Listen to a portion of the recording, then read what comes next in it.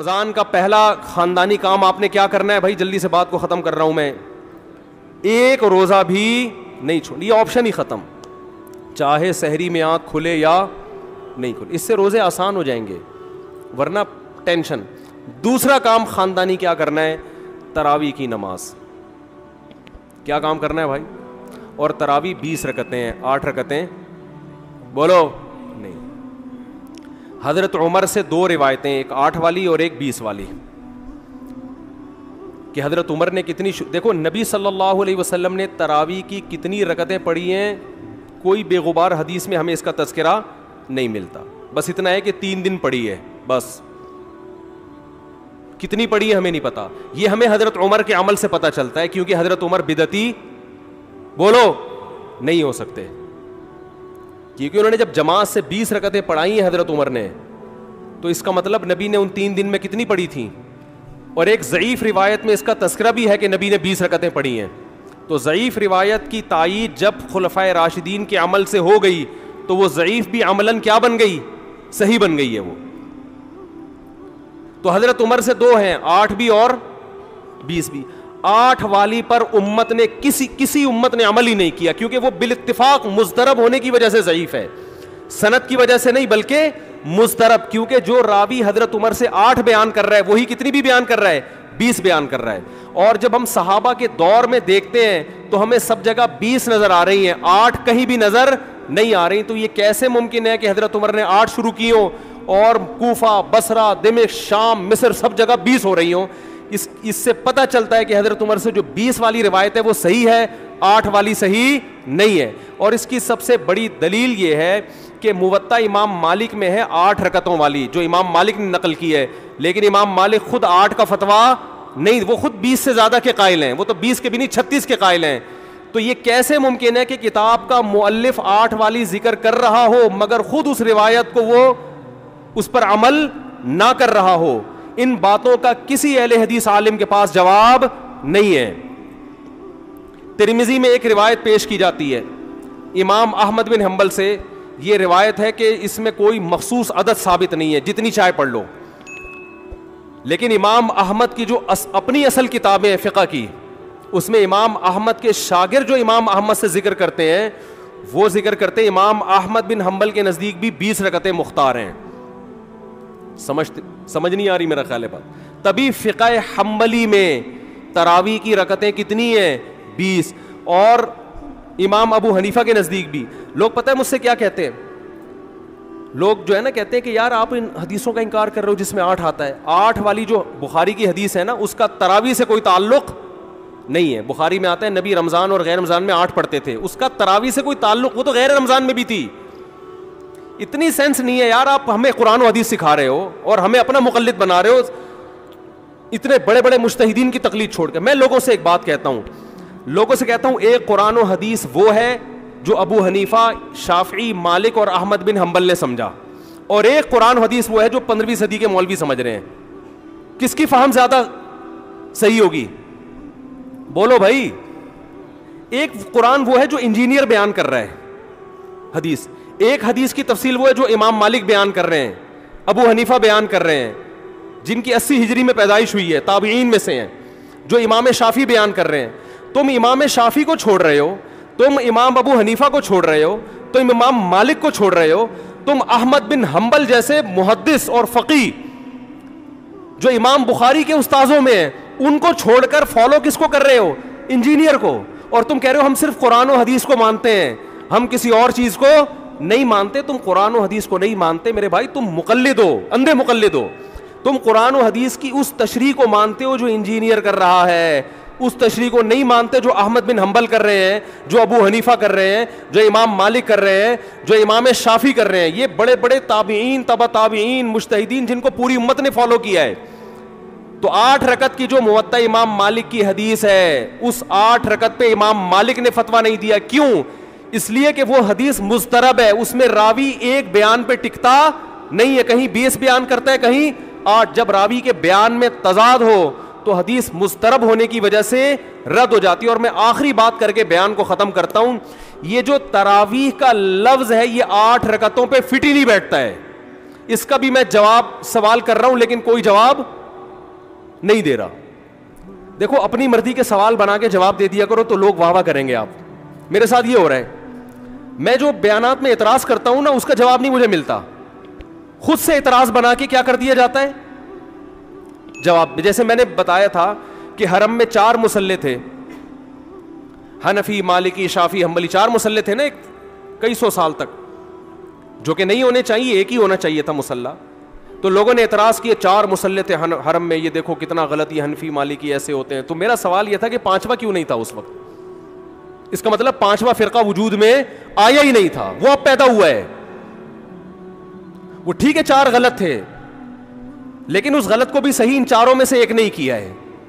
سمجھ رہے ہیں کہ نہیں بھئی ایک امام ہونا چاہیے, 4 الگ الگ جماعتیں نہیں ہونی چاہیے. لیکن اس کا مطلب 700 سال تک امت یہ سمجھتی رہی کہ اہل سنت والجماعت کے 4 نمائندے ہیں, 4 مکتب فکر, 5واں کوئی تھا ہی نہیں, لہذا اس کا کوئی مصلی تھا ہی نہیں. تو سوال یہ تھا, لیکن جب سوال یہ پوچھا جائے تو ایسے جواب ملتا ہے کہ وہ سوال ہی پی جاتے ہیں. سوال یہ جواب یہ دیا کہ غلط ہو رہا تھا, یہ بدعت ہے, اور یہ بدعت ہے, یہ ناجائز ہے. تو ہم کب کہہ رہے ہیں کہ صحیح تھا بھائی وہ, لیکن یہ پوری دنیا میں نہیں ہو رہا تھا, یہ صرف حرم میں ہو رہا تھا. اور اس کو ختم بھی حنبلیوں نے کیا ہے کہ نہیں جی امام ایک ہونا چاہیے, سارے چاہے حنفی ہو شافعی ہو اس امام کے پیچھے نماز پڑھیں گے. سمجھ میں آ رہی ہے بات کہ نہیں آ رہی؟ تو سوال یہ تھا کہ 700 سال یا 400 سال تک امت کی نمائندگی ان 4 مکاتب فکر نے کی ہے حرم میں, 5ویں نے کوئی اپلیکیشن بھی نہیں دی. اس کا مطلب 5واں تھا ہی نہیں. اور جو آپ یہ مختلف الفاظ بیان کرتے ہو کہ امام احمد بن حنبل اہل حدیث تھے, فلاں میں اہل حدیث تھے, تو امام احمد بن حنبل اگر اس طرح کے اہل حدیث تھے تو پھر امام احمد بن حنبل کے فالوورز کو اہل حدیث کیوں نہیں کہا جاتا ہے, حنبلی کیوں کہا جاتا ہے؟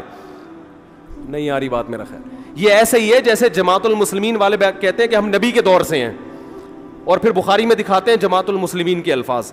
او بھائی یہ والی جماعت المسلمین نہیں تھی, یہ تو باقاعدہ آپ نے رجسٹر کروائی ہے 1975 میں. وہ جماعت المسلمین صحابہ کو جماعت المسلمین کہا گیا ہے. تو یہ جو اہل حدیث کا لفظ ہمیں پرانے وقتوں میں ملتا ہے یہ محدثین کے لیے ملتا ہے, یہ کسی مخصوص فرقے کے لیے نہیں ملتا. پھر بھی میں اہل حدیث کو اہل سنت میں داخل سمجھتا ہوں, میں پھر بھی ان کو نہیں کہتا کہ جہنم میں جائیں گے, لیکن میں کہتا ہوں کہ آپ کم از کم اس چند 100 سال پہلے آپ پیدا ہوئے ہیں, آپ کی جماعت وجود میں آئی, ہم پھر بھی آپ کو گلے لگانے کے لیے تیار ہیں, اور ہم صدیوں سے چلے آ رہے ہیں. آپ ہمیں کیا کر رہے ہو, آپ ہمیں گمراہ لوگوں میں داخل کر رہے ہو. تو اسلام بہت پہلے بر صغیر میں آیا ہے, جس شکل میں آیا ہے وہی شکل ٹھیک ہے, بات کی چیزوں پر اعتماد نہیں ہوتا ہمیں. تو میں ایک بات کر کے بیان کو ختم کرتا ہوں, یہ جو 8 کا لفظ ہے نا, تراویح کا لفظ ہے, یہ 8 رکعتوں پر صادق بولو نہیں آتا. بہقی کی حدیث ہے اور بھی روایتیں اس بارے میں کہ اسلاف جب تراویح کی نماز پڑھا کرتے تھے, اسلاف سے مراد صحابہ تابعین, تو 4 رکعتوں کے بعد آرام کیا کرتے تھے. تو اس لیے 4 رکعت کو ترویحہ کہا گیا. کیا کہا گیا؟ ترویحہ. روح سے نکلا ہے, روح. استراحت کا لفظ سنا ہے آپ لوگوں نے, آرام. استراحت کسے کہتے ہیں؟ آرام. ترویح آرام دینا. راحت, راحت کا لفظ تو اور آسان ہے نا. ارے راحت کا لفظ نہیں سنا, راحت کسے کہتے ہیں؟ آپ کہہ رہے ہیں وہ اسے کہتے ہیں ہمارے محلے میں رہتی ہے. راحت کہتے ہیں آرام, ریسٹ. استراحت, راحت. روح یروح ترویحا, باب تفعیل میں جب جاتا ہے آرام دینا. تو ترویحتن, کیونکہ 4 رکعتوں کے بعد آرام کرتے تھے تو ان 4 رکعتوں کو کیا کہا گیا؟ ایک ترویحہ, یعنی ریسٹ ہے اس کے بعد.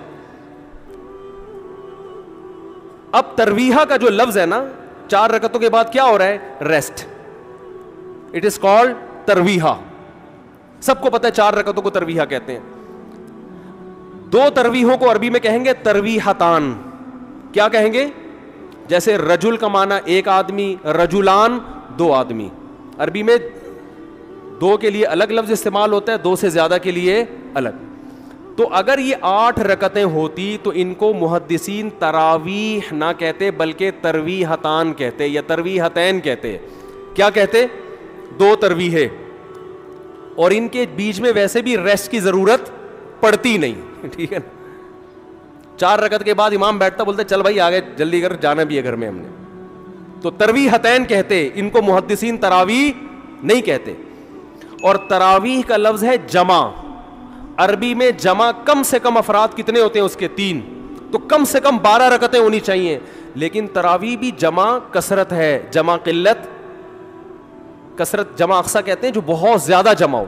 تو پتہ ہے 4 رکعتیں کافی زیادہ ہیں تو ان کو تراویح کہا جائے گا. 4 رکعتیں تھوڑی سی بھی ہو تو ان کو تراویح. 4 رکعتیں اگر 3 دفعہ آئیں گی تو اس کو بھی علی وجہ الکمال ہم پورے طور پر تراویح کا لفظ اس پہ صادق نہیں آئے گا. بات آ رہی ہے سمجھ میں کہ نہیں آ رہی ہے؟ سمجھ میں سب آ رہی ہے, لیکن گھننے بن جاتے ہیں, گھماتے ہیں. اب دیکھیں نا یوٹیوب پہ اس کا جو بیان آئے گا نا اس میں گھمایا ہوا ہوگا, اس میں گھمایا یہ اپنی طرف سے نکالا ہوا ہے. اپنی طرف سے نہیں بھائی, بہقی کی حدیث ہے, مصنف ابن ابی شیبہ کی روایتیں ہیں, آپ دیکھ لو. اس میں لوگ کہتے ہیں حوالہ کیوں نہیں دیا مفتی صاحب نے. آپ انکار کرو میں حوالہ دوں گا انشاءاللہ. آپ انکار کرو کہ ایسا نہیں ہے, ہم ٹائم بچا رہے ہیں اپنا.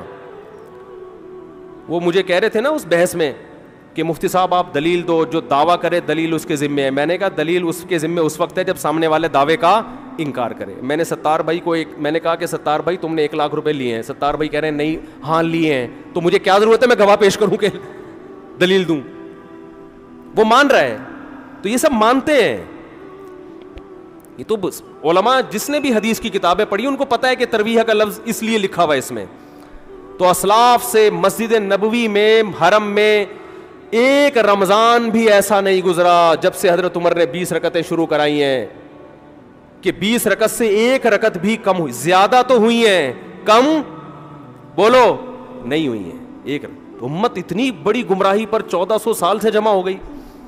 تو میرے بھائی جو آپ سے قرآن و سنت کے نام پہ بات کرے نا اسے بولے بھائی ٹھیک ہے میں قرآن و سنت ہی کو مانتا ہوں, مگر قرآن و سنت کی وہ تشریح جو ان مجتہدین نے کی ہے اس کو مانوں گا. جو 15ویں صدی کے مولوی کر رہے ہیں تشریح, میں اس کو بولو نہیں, چاہے وہ سعودی ہوں.